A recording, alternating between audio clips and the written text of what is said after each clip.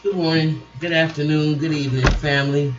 Welcome, welcome, welcome to the Mental House with me, your host, Khadija.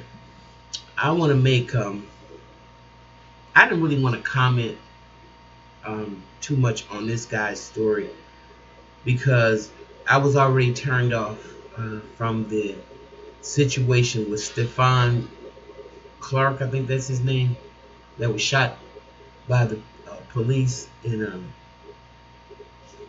what is it, Sacktown.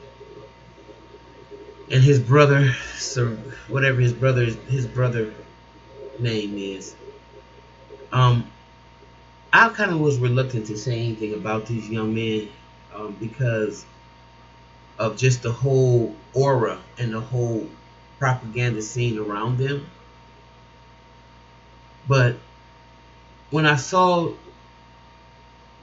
the brother Savante flashing money and doing things of that nature, and now that I hear that he's been arrested for making terrorist threats and things like that, you know what? I just don't really know what to say about this family other than, somebody needs to take some serious sit down classes. Um, Decide what you're going to do with your lives. You lost a loved one, and I know it's very hurtful. You lost a member of your family, and it's something you're never going to get over. Trust me, I know about that. I have a brother that was gunned down by the police. So I'm not speaking for something I think. I'm speaking from what I know. Okay? It's never going to go away. But you can find ways to deal with it a little better. Um, but the best thing I can offer to that family right now is just take a rest.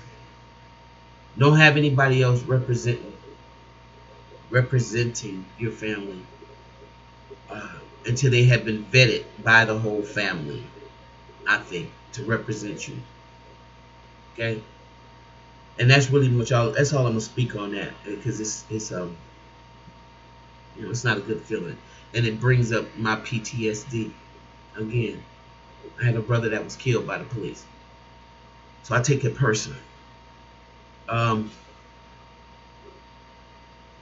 I also have not absolved my brother from the responsibility that he had in participating with in lethargic activity with police officers. So I like I said, it goes both ways for me. Now let me talk about something else, and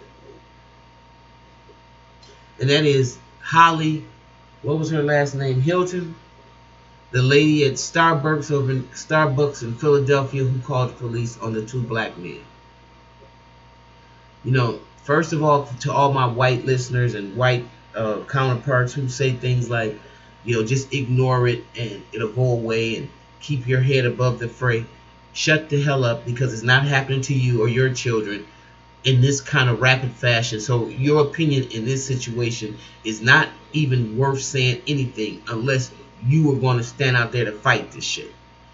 This is racism 101. Your complicity, your just complicitness in this whole situation is what keeps racism alive. You can't police people's hearts.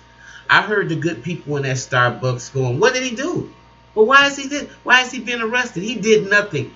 I heard it. So because I heard it, I know there are sane and rational human beings on the planet, and I'm not going to get anybody to try to get me to negate that fact. But they're not standing up loud enough. And the fact that you cannot police people's hearts make it another problem. I know people like Viola Lou, so I always talk about her. Or I talk about the Groppies, and I talk about people, John Brown, who saw this total madness and this perception of freedom gone crazy. for everybody except black people, and they try to fight against it. So those of y'all who are not fighting against this, then it lets you pretty much know that you're comfortable with your placing. You certainly don't want to trade places with me, okay? Because I have to worry about my son, my brother, my uncle, my father, anybody that's black and as a male. I'm very concerned every time they leave the house. Every time they leave the house, I put the angels of protection around them, and I pray. I send them out with the deities. That doesn't guarantee that they're gonna get back safe. And all I can pray is that they won't be harmed. They won't be harmed. And sometimes I have to have the faith to look beyond everything and say, okay, they won't be harmed. They left and they will come back, and God, I put it in your hands. Otherwise, I'd be a wreck, and I wouldn't let them leave the house. Okay? So in case, if anybody doesn't know what that feels like, then they don't have no business offering you any kind of advice. Any kind of advice whatsoever when it comes to the mistreatment of you and your clan and what you experience every day just by virtue of the skin you're in. And it's rather boring. It's so tired that, it's like, once you begin to understand just how deep this rabbit hole goes, you realize that there's a whole system and a whole group of people who have their survival tied in to our misery. They have concocted a plan and devised a system that allows us to be the most people in jail, the most ones who are arrested, the most ones who have everything negative, and then we have the people that come in that create these circumstances, stick their hand out and go, well, let me help you with that. So this is one of the perks of living in an oppressed society, or living in a society where the dominant group have pretty much devised a scheme to feed off of you. It's a real hard existence. Yes, it is. And it's a very unique issue. It's a very unique situation. And unless it's addressed in some kind of way, it's going to be the story of humanity always. Their inability to get along with each other. Man's inability to love man. His inability. We've allowed the conquerors and the dividers to run amok. And they've done it very well. So, we're put in a position where we're perpetually hyper vigilant about our lives.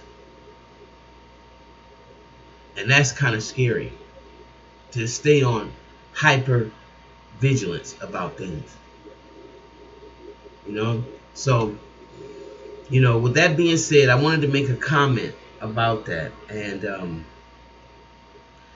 it's because it doesn't go unnoticed. And Holly Hylton, you are a racist woman. You're racist. You're prejudiced. And that day you had power to get those men sent out of that store for no reason. The real estate agents. I don't even want to say two black men. I want to call them what they were. They were there on a business meeting, and they were real estate agents. And they were kicked out because of the color of their skin and because of you, Holly. And with that being said, you're responsible for 8,000 of the Starbucks being closed all over the country because of your racist, ignorant practices. Now nobody's got a job. So, that was very good. You really did it. You really did it. So with that being said, I'm going to go on and look at some of this crazy email that's coming into me. Like what you hear, please like, subscribe, and share. I'll be back in a second, hopefully with another video on some issues that I wanted to address earlier today. All right? Be blessed.